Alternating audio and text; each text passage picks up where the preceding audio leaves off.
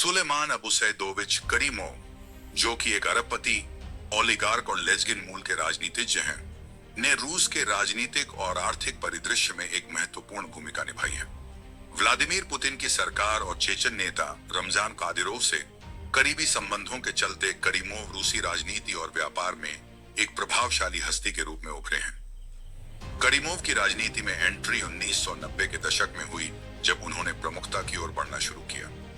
1999 तक उन्होंने एक पूर्व राज्य तेल व्यापारी कंपनी नाफ्ता मॉस्कोवा का नियंत्रण प्राप्त कर लिया, जिससे उन्होंने ऊर्जा क्षेत्र में कदम रखा।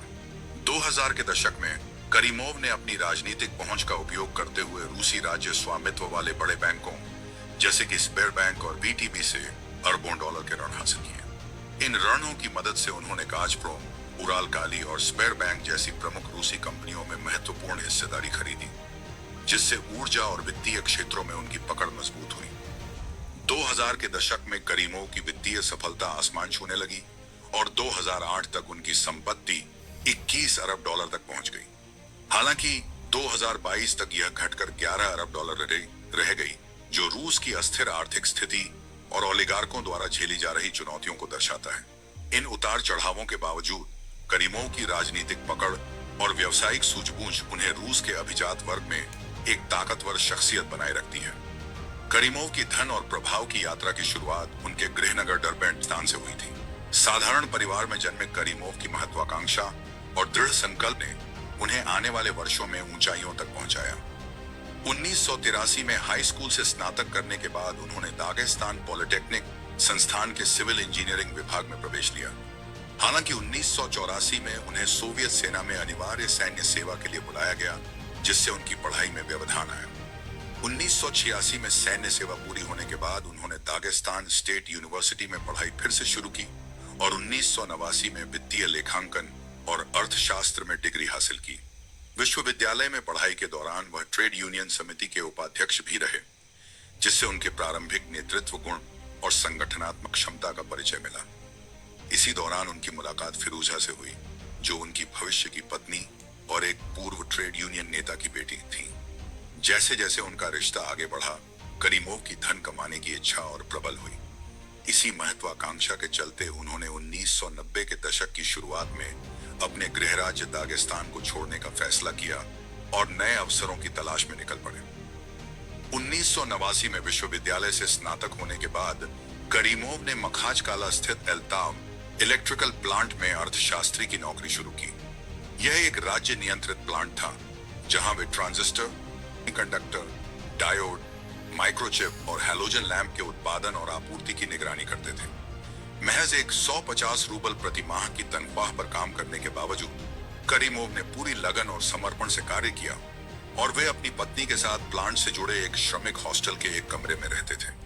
एल्ताव में काम करते हुए उन्होंने निवेश के अवसरों की तलाश शुरू की, खासकर सोवियत संघ के पतन के समय। उनका वित्तीय और निवेश में रुचि बढ़ती गई और उन्होंने धीरे धीरे बैंकिंग और फाइनेंस की दुनिया में कदम रखा।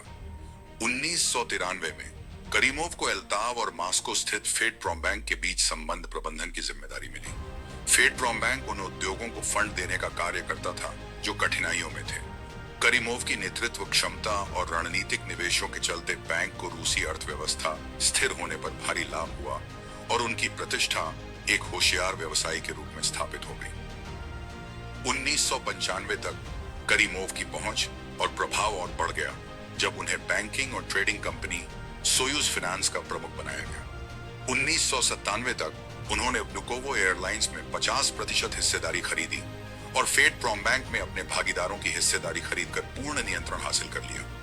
1999 अंत में उन्होंने नाफ्ता मॉस्कोवा की 55% हिस्सेदारी $50 मिलियन में खरीद ली, जो कि सोवियत काल की कंपनी सोयूजनेफ्टे एक्सपोर्ट की उत्तराधिकारी थी।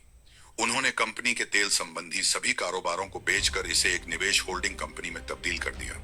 इसके अंतर्गत उन्होंने स्मोलेंस्की पासास बिजनेस सेंटर और ऑफ्टो बैंक जैसे अधिग्रहण किए। 2003 में उन्होंने नेशेकोनोम बैंक से $43 मिलियन का ऋण लिया और गाज़प्रोम में निवेश किया। शेयर की कीमतें बढ़ने पर उन्होंने महज 4 महीने में और चुका दिया। 2004 में उन्होंने स्बेर बैंक से $3.2 अरब का ऋण लिया और उसे शेयर बाजार में निवेश किया। 2008 तक गाजप्रोम और स्बेरबैंक में उनकी हिस्सेदारी क्रमशः 5% और 6% हो गई थी और उनकी संपत्ति 17.5 अरब डॉलर तक पहुंच गई थी। हालांकि उसी वर्ष उन्होंने दोनों कंपनियों से अपनी हिस्सेदारी बेच दी। 2005 में नाफ्ता मॉस्को ने जेएससी पॉलीमेटल को खरीदा, जो कि सोने और चांदी के खनन में अग्रणी थी। 2007 में उन्होंने इसे लंदन स्टॉक एक्सचेंज में सूचीबद्ध कराया और 2008 में 70% हिस्सेदारी बेच दी। 2008 की वैश्विक वित्तीय मंदी से पहले उन्होंने अपनी रूसी कंपनियों से हिस्सेदारी घटा दी और वॉल स्ट्रीट की बड़ी वित्तीय संस्थाओं में निवेश प्रस्ताव दिया, जिससे उनकी वैश्विक छवि मजबूत हुई। 2009 में उन्होंने $1.30 बिलियन में पोलियोस गोल्ड में 37% हिस्सेदारी खरीदी और 2012 में इसका आईपीओ लंदन में कराया। फोर्ब्स ने उन्हें सबसे रहस्यमय रूसी अरबपतियों में से एक बताया है, जो मीडिया से दूरी बनाए रखते हैं।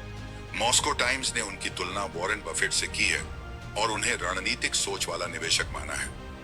2011 में उन्होंने एफसी अंजी मखाचकला क्लब खरीदा और उसमें 230 मिलियन यूरो खर्च कर कई स्टार खिलाड़ियों को खरीदा। उन्होंने आधुनिक अंजी एरिना स्टेडियम बनवाया और 2013 में क्लब के बजट में कटौती कर स्थानीय खिलाड़ियों पर ध्यान केंद्रित किया। 2016 में उन्होंने क्लब बेच दिया और फुटबॉल से दूरी बना ली। करीमोव के पिता एक आपराधिक जांच संस्थान में वकील थे और मां सेविंग्स बैंक ऑफ रूस में अकाउंटेंट थी। उनकी पत्नी और 3 बच्चे हैं। 2011 में उन्होंने वेस्टर्न वित्तीय नेताओं जैसे जेपी मॉर्गन के जेमी डायमंड और सिटी ग्रुप के रिचर्ड पार्सन्स को मॉस्को बुलाकर रूस को अंतरराष्ट्रीय वित्तीय केंद्र बनाने के प्रयासों में मदद की। 2006 में उनका नीस फ्रांस में फेरारी एंजो कार से एक्सीडेंट हुआ, जिसमें उन्हें गंभीर जलने आई। उन्होंने क्रिस्टीना अगुलेरा, शकीरा, एमी वाइनहाउस जैसे सितारों की महंगी परफॉर्मेंस करवाई और उनकी नौका आइस, जो कि 2005 से 2015 तक उनके पास थी, दुनिया की सबसे बड़ी निजी नौकाओं में से एक थी। 2007 में उन्होंने सुलेमान कैरिमोव फाउंडेशन स्थापित की, जिसने मस्जिदों, चर्चों, स्कूलों और प्रतिभा विकास केंद्रों का निर्माण कराया। उन्होंने $100 मिलियन खर्च कर मॉस्को कैथेड्रल मस्जिद का निर्माण कराया और सीरियस एजुकेशन सेंटर तथा कुश्ती संघों का समर्थन किया, जिससे उनके परोपकारी कार्यों की पुष्टि होती है।